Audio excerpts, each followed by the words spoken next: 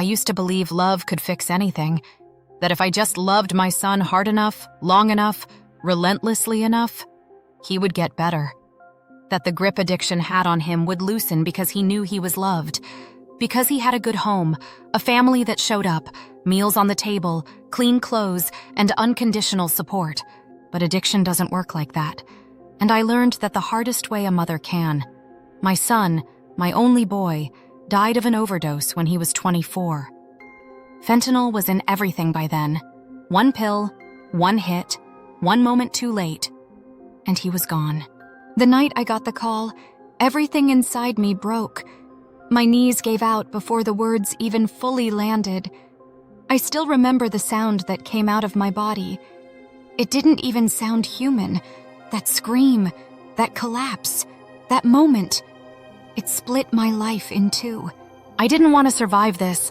I didn't want to be the mom who buried her child and still got up and made coffee like the world hadn't ended.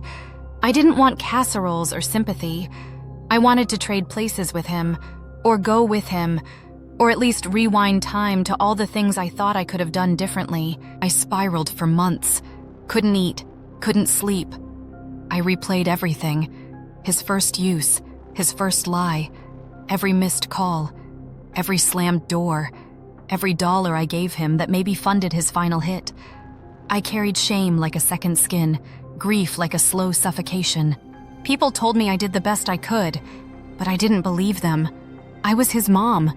Wasn't I supposed to save him? The worst part was the silence that came after the funeral.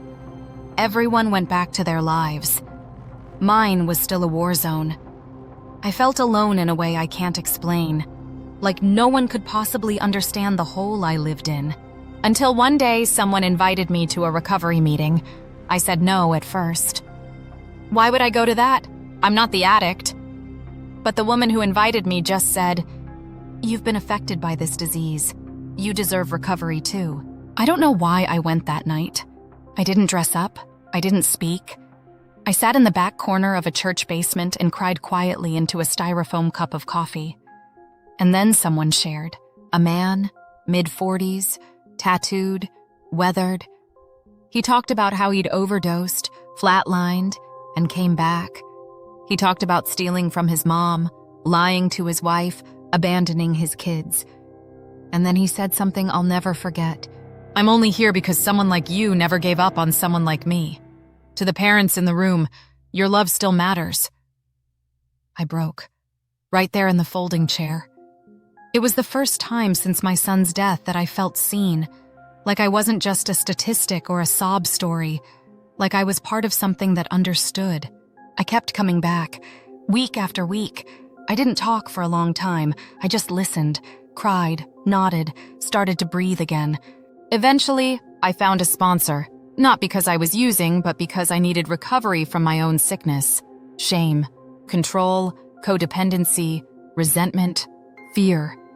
I started working the steps and realized how much I'd been carrying, how much of myself I'd lost in trying to save him. I also joined a group specifically for grieving parents of addicts. That group changed everything for me. There, I wasn't the only one who buried a child. I wasn't the only one who asked the unthinkable questions. Could I have done more? Was it my fault? How do I go on? Slowly, I began to understand something that took a long time to sink in. My son's death is a chapter, but it's not the whole story. The recovery community didn't just help me survive, it taught me how to heal. They taught me that grief and joy can exist in the same day, that I'm allowed to laugh again, that honoring my son doesn't mean staying broken. It means living in a way that keeps his spirit alive. So now, I speak. I show up. I tell the truth about what addiction does to families and what recovery does for broken hearts. I visit high schools. I volunteer with harm reduction groups. I bring Narcan to community centers. I carry my son's photo in my wallet and his name on a bracelet I wear every day.